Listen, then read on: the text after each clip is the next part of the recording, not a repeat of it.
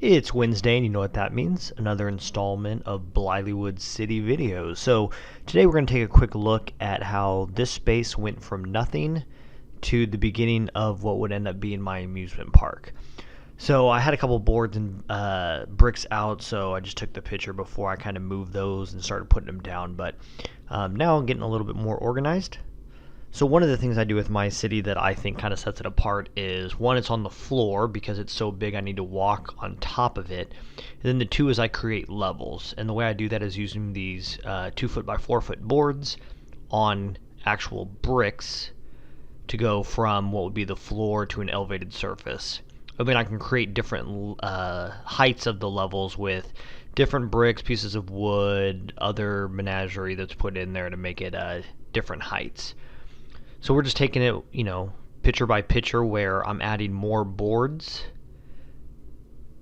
until I get to the point where I can actually start putting base plates down. So all I did on this one is just threw down the bright green base plates on the back row, and then each picture will just show it how it's coming forward. The final result is slightly different than this. I was taking all these pictures and building the city before I decided to go back and change a few of the things. So the last couple slides on here, you'll see that things are different than what you're looking at. Kind of wish I would have known that from the beginning what I was going to do.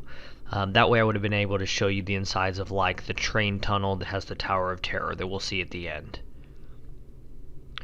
Again, just now I'm just keep putting down more rows of green base plates until we get to the point where we can start doing more. So essentially what I did with the entire amusement park is built everything before I started putting the rides and the people in.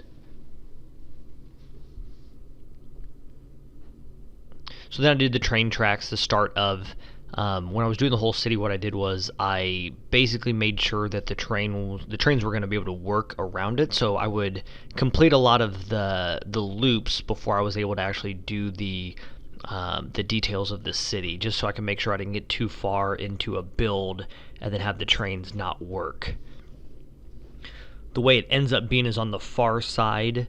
That's where the parking lot is, with the trains running around that. They go around to the far right, and then where it ends is about where the bridge, the Spider-Man bridge, starts, that takes it back over to where the beach is.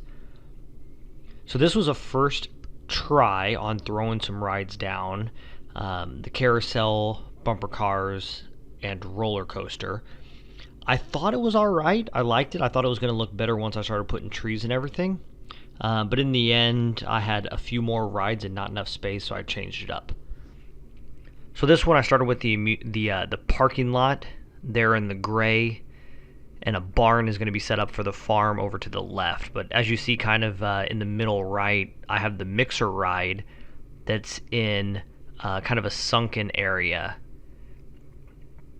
There's a better view of it, but more importantly, this is where everything else starts to change. So scooted the bumper cars over to the left, and then built the mountain for the trains to go through with the Tower of Terror up top.